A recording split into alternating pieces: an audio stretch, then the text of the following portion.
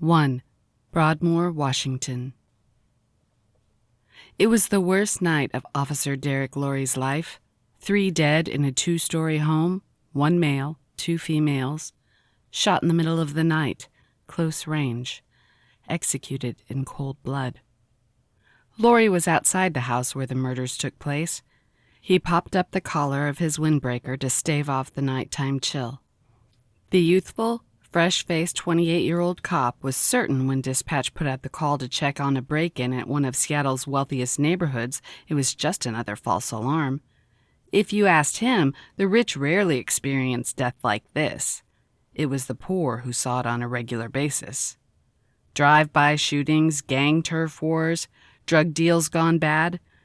But when he discovered the bodies of Renee Stanfield, his wife and daughter on the 2nd floor, along with a young man holding a weapon in his hands, all bets were off. Lorry's partner, Shore, nudged him and offered him a cup of coffee. Shore could see that Lorry was on edge. "Thanks," Lorry said as he took the coffee. Earlier, Lorry was sitting in his cruiser enjoying a frosted-covered donut, his one weakness. He figured he might as well pack in as much sugar as he could in his younger days, when his body could burn the extra calories. As he got older, he could then focus on eating healthier, more fiber, less carbs. Tonight, more so than any other night, he was hoping for another dull shift, deal with minor disturbances, discourage vagrants from sleeping in a public space, stuff that didn't require a lot of paperwork. He had a day off tomorrow and he was hoping to spend the day with his girlfriend. But that wasn't going to happen now. He'd have nightmares for a long time over what he'd just seen. Shore, stacked at just 5'8", but comprised of all muscle, jutted his chin. "You okay there?" Lorry shook his head. "Not really." He glanced over his shoulder. The entire area was cordoned off by yellow police tape. A gaggle of officers were pushing back the curious neighbors who were attempting to get a closer look. Cruisers were parked at canted angles along the property. Police lights danced in the night sky like a festive Yuletide display.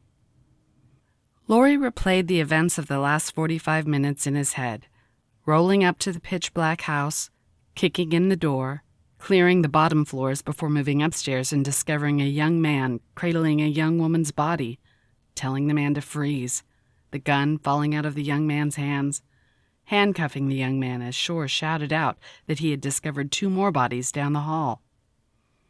"How old was she?" Lorry said. "Who?" Shore asked. "The girl, the one we found in the bedroom, the one the suspect was holding." Shore shrugged. 15, 16? Lorry thought of his sister's kids. They weren't much younger than the girl they found in a pool of her own blood, 3 shots fired into her torso, her corpse in the arms of the suspect who had killed her. "This is awful," he thought. "Absolutely awful." A Crown Vic pulled up to the scene. Lorry turned his head. He could make out the man behind the wheel, and the moment he recognized the driver's face, he huffed. Shore asked, "Who is it?" Lorry replied, "It's Ford." The door to the Crown Vic opened. A tall and toned man slipped out. He was dressed in jeans, a black t-shirt, and a corduroy jacket. His cobalt-colored eyes curiously scanned the scene.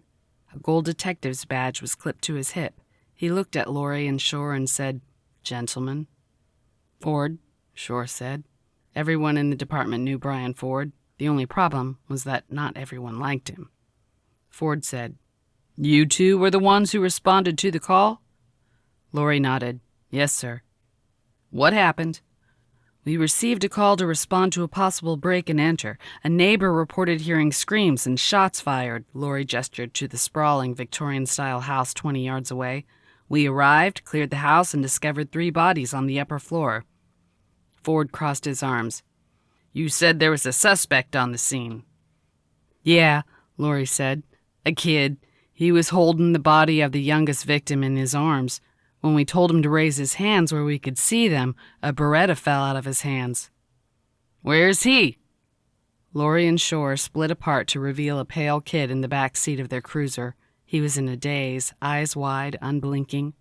Ford said, "You got a name?" Lorry handed Ford a wallet. Ford peeled it open and glanced at the Washington State ID with the name Tim Morris underneath the photo.